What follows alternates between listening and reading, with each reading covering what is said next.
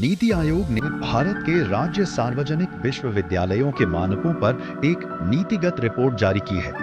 उच्च शिक्षा क्षेत्र में यह अपनी तरह का पहला नीतिगत दस्तावेज है जो राज्य सार्वजनिक विश्वविद्यालयों मतलब स्टेट पब्लिक यूनिवर्सिटी पर केंद्रित है।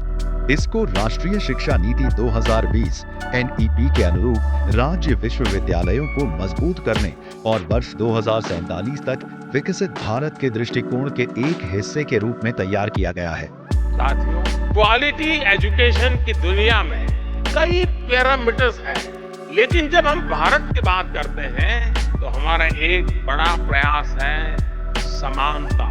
नेशनल एजुकेशन पॉलिसी का विजन ये है, देश का प्रयास ये है कि गांव, शहर, अमीर, गरीब, हर वर्ग में युवाओं को एक जैसा अवसर मिले। रिपोर्ट में शोध आधारित प्रमुख निष्कर्ष निकाले गए हैं जो स्टेट पब्लिक यूनिवर्सिटी पर आधारित हैं। जैसे उच्च शिक्षा में कुल छात्र नामांकन में स्टेट पब्लिक यूनिवर्सिटी की हिस्सेदारी लगभग 81% है। जनवरी 2025 तक भारत में 495 स्टेट पब्लिक यूनिवर्सिटी हैं और छात्र नामांकन दर में वर्ष 2011 से 2021 की अवधि में 38% की वृद्धि हुई है।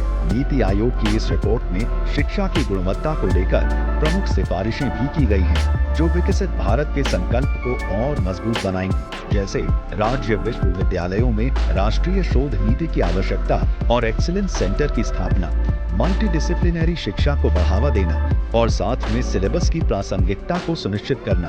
राज्य के विश्वविद्यालयों में डिजिटल शिक्षा के लिए बुनियादी ढांचे में निवेश करना और उच्च शिक्षा का अंतर्राष्ट्रीयकरण करना। इंटर्नशिप, भाषा प्रशिक्षण, उद्यमिता एवं नवाचार का समर्थन करने वाले योजनाओं को लागू करना। National education policy, young population, this churning, this synthesis will not only bring good things for our country, innovation, new ideas, new technology. We have ambition to become a producing economy. All will be germinated through this national education policy implementation. इस महत्वाकांक्षा के साथ भारत अपना राष्ट्रीय शिक्षा नीति को लागू कर रहा है। भारत को एक ज्ञान केंद्र के रूप में स्थापित करने के लिए उनमें सुधार करना बेहद जरूरी है। इसलिए नीति आयोग की इस रिपोर्ट में माननीय प्रधानमंत्री श्री नरेंद्र मोदी जी के विकसित भारत के संकल्प को और बढ़ावा मिलेगा।